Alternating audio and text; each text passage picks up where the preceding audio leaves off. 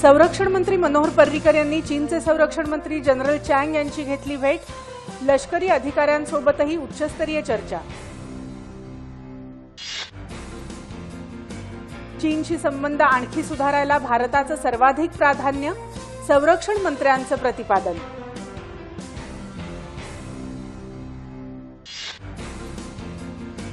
भारत आणि इराण यांच्यात तेल आणि वायू क्षेत्रात परस्पर सहकार्य वाढवण्याचा निर्णय।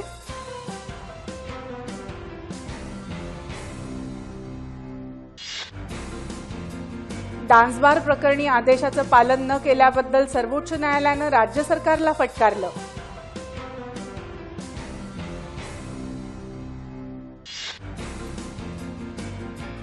घाऊक किमतीवर आधारित चलन फुगवट्याचा दर मार्च महिन्यात उणेच, दरात किंचित वाढ।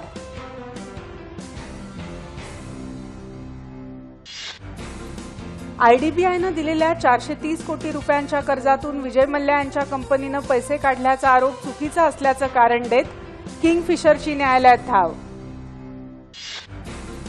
राज्यातल्या 1151 ग्रामपंचायती आणि 6 नवनिर्वाचित नगरपंचायतींच्या पहिल्या सार्वत्रिक निवडणुकांचे निकाल जाहीर।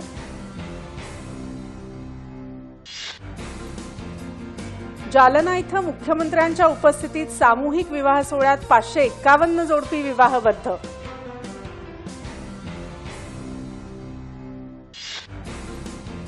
सव्वीस जानेवारीपासून कन्याकुमारीहून निघालेल्या भारत भीम यात्रेच्या समता रथाचं पुण्यात जंगी स्वागत।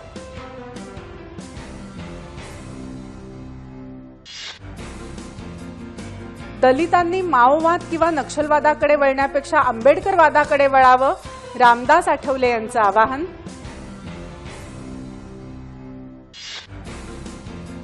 दोन 2018 साली शिवाराकडून शेतीकडे ही नवी योजना सुरू करण्याची ग्रामविकास मंत्री पंकजा मुंडे यांची घोषणा।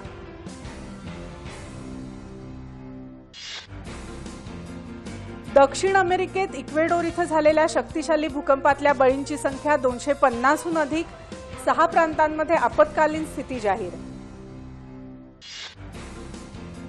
दीपा कर्माकर ऑलिम्पिकसाठी पात्र ठरलेली पहिली भारतीय जिम्नॅस्ट।